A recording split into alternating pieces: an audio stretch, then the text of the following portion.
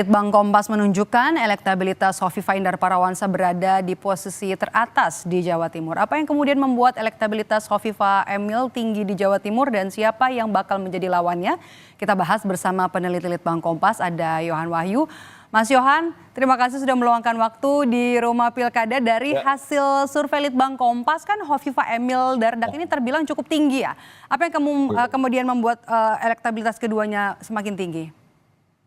Yang pertama tentu kenapa tinggi, popularitas Hovifa Emil ini kan juga sudah relatif banyak dikenal ya sebagai pasangan mantan gubernur dan wakil gubernur Jawa Timur.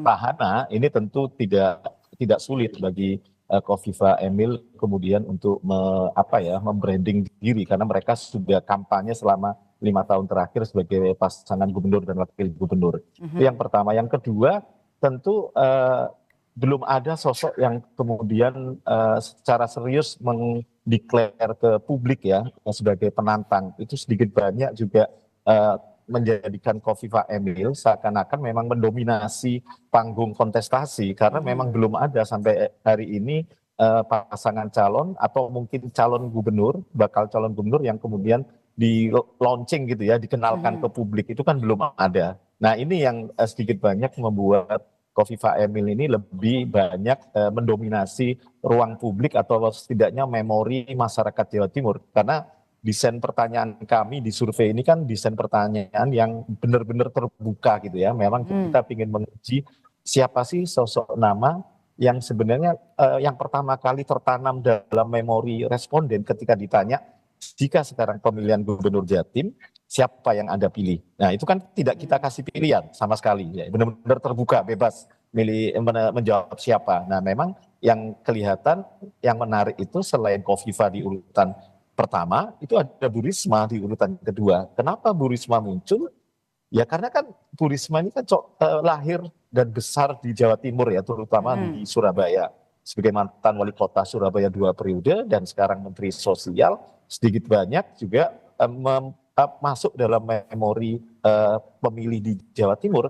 Apalagi nama Bu Risma belakangan kan juga disebut-sebut dari PDIP gitu ya, untuk kemudian masuk dalam salah satu kandidat calon gubernur yang akan dijagokan PDIP gitu. Nah ini sedikit banyak kemudian ini mengkonfirmasi masyarakat Jawa Timur itu memang nama-nama inilah yang tertanam dalam memori mereka ketika. Jadi artinya angka 13,6% ini, Mas, ini presentase angka ini menggambarkan apa? Masih ada keinginan warga Jawa Timur untuk dipimpin oleh Risma? Iya, kalau kita lihat ya, sebenarnya Bu Risma juga belum melakukan apa-apa, belum ada campaign termasuk di Hovifa kan selama ini belum ada kampanye apa-apa. Tapi paling tidak petahana itu kan sudah memiliki starting point yang lebih awal ya, karena sebagai petahana pasangan gubernur wakil gubernur, kemudian namanya juga sudah di-launching oleh 7 partai politik.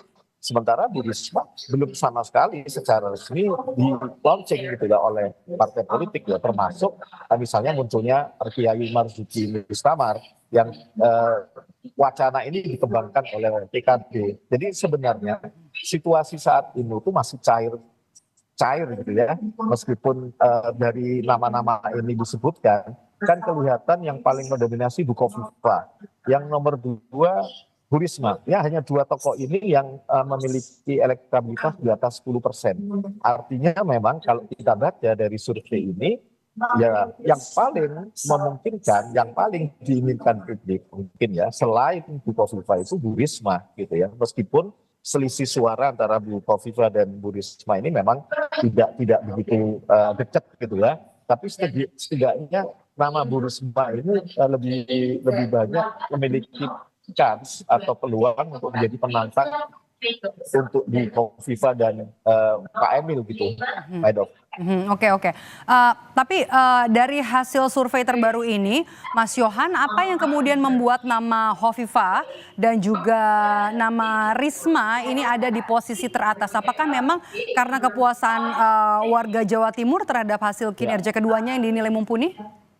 Ya, dari sisi kinerja memang Bukovifa memiliki approval rating yang sebenarnya sudah rata-rata petahana itu memiliki di atas 70%. Hal yang sama memori masyarakat Jatim, terutama masyarakat Surabaya, ketika mengingat Bu Risma sebagai wali kota 2 periode, itu kan memiliki rekam jejak kinerja yang tidak begitu yang relatif baik gitu ya di mata masyarakat Jawa Timur terutama Surabaya. Ini yang sedikit banyak akan menjadi sosial kapital ya, tidak hanya buat Bukovifa tapi juga buat Bu Risma yang sedikit banyak ini menjadi jalan bagi keduanya untuk berkontestasi dalam pilkada Jatim nanti. Tapi tentu sekali lagi yang sudah punya ibarat kata sudah punya kendaraan ini adalah Ibu Kofifa dengan 7 partai politik peraih kursi di DPRD Jawa Timur. Sementara Bu Risma ini kan masih dalam konteks pembicaraan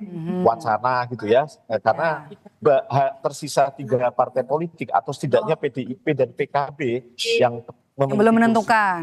belum menentukan sikap mau kemana arah koalisinya, meskipun wacana koalisi atau kerjasama 2 partai ini kan sudah dilakukan ya, sudah di ruang publik menyebutkan PKB dan PDIP melakukan komunikasi politik tidak hanya di Jawa Timur tapi juga di Jawa Tengah bahkan di Jakarta misalnya. Artinya ini yang menjadi peluang poros kedua sebagai penantang Bu Kofifa karena nggak mungkin 3 poros kalau kita lihat ya. Karena Mas Yohan, itu artinya realistisnya begini, Risma atau Tri Risma hari ini bakal jadi lawan yang sepadan untuk seorang Hovifah Indar Parawansa menurut Anda nanti di Pilkada Jawa Timur agar nggak lawan kota kosong? Iya, kalau saya melihat salah satu indikator demokrasi itu yang namanya kontestasi itu ada lawan ya, bukan kemudian lawan kotak kosong. Yang kalau kita ngomong demokrasi ya harus ada lawan kontestasinya itu. Dan satu-satunya yang punya peluang untuk menjadi lawan yang seimbang dengan Bu Kofifa kalau dari survei ini ya dari aspek elektabilitas itu ya Bu Risma. Kalau dari kacamata survei ini tentu pasti partai politik banyak pertimbangan yang akan dilakukan selain elektabilitas ya. Tapi kalau kita merujuk elektabilitas, Bu Risma menjadi orang yang punya elektabilitas tertinggi setelah Kofifa dan dia berpeluang menjadi sosok penantang yang bisa saja sepadan ketika ini kan masih prosesnya 2-3 bulan ya, belum ada kampanye, belum ada sosialisasi. Tentu karena tadi kembali desain pertanyaan ini adalah desain pertanyaan terbuka. Itu akan berbeda ketika desain pertanyaannya tertutup antara Bu Kofifa dan misalnya kalau sekarang Pilgub milih Bu Kofifa atau milih Bu Risma, itu kan agak beda ketika orang ditanya tertutup seperti itu gitu ya. Jadi ini masih proses, masih cair, tapi kalau kita lihat dari survei ini sosok yang paling berpeluang menjadi penantang ya Bu Risma gitu.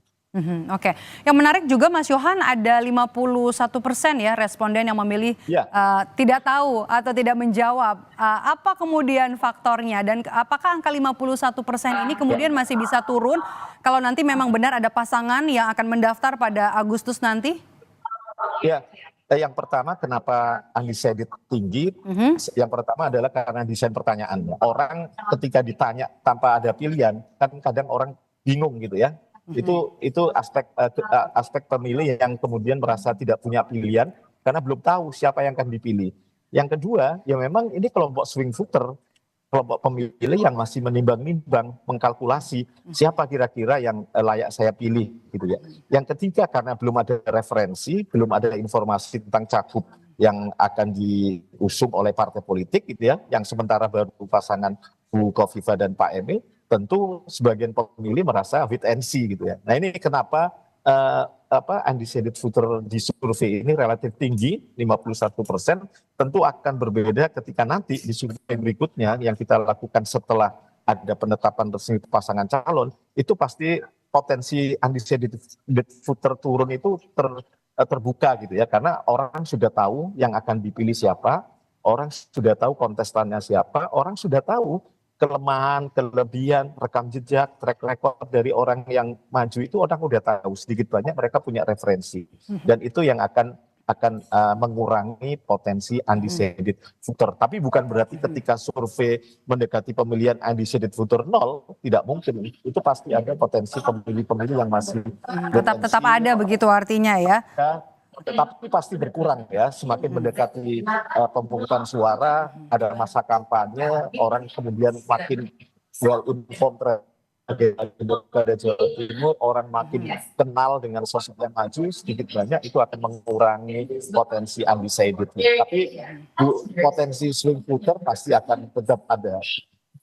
Oke, melihat dari manuver politik yang dilakukan oleh Partai Keadilan Sejahtera kemarin resmi memberikan dukungan dan juga kemudian merampungkan ada 7 partai politik besar yang kemudian memberi dukungan terhadap pasangan Hovifah Emil Dardak atau koalisi super lah kita katakan seperti itu di Pilgub Jawa Timur. Artinya apakah ini kemudian akan bisa mendorong atau mendongkrak elektabilitas dari Hovifah Indar Parawansa atau kemudian juga angkanya nih masih akan berubah nanti dalam survei-survei selanjutnya untuk angka untuk Hovifah, baik untuk Tri Risma hari ini dan juga nama-nama yang kemudian sudah masuk radar atau masuk bursa? Ya tentu akan berubah ya. Saya yakin dengan tahapan pilkada yang semakin mengerucut, orang sudah mendaftar, orang kemudian sudah ditetapkan nomor urutnya, orang kemudian infrastruktur partai bekerja untuk pasangan calon yang diusung, itu kan sedikit banyak akan mengisi ruang-ruang publik ya. Sebagai pemilih yang sebelumnya tidak tahu, yang sebelumnya bingung, mereka akan coba menemukan pilihan. Tapi yang menarik di sini adalah ini kan pertarungan modal itu kan tidak sekedar elektabilitas dan popularitas ya, tapi juga mesin partai gitu ya. Jadi sebenarnya bukan berarti ketika elektabilitas di Hovifah jauh melampaui Bu Risma misalnya, bukan berarti peluang Bu Risma kemudian minim gitu ya. Tergantung juga topangan dari infrastruktur mesin partai. Nah, ketika popularitas dan elektabilitas tinggi, tapi mesin partainya tidak bekerja, itu juga sedikit banyak akan membuat stagnasi bagi elektabilitas calon.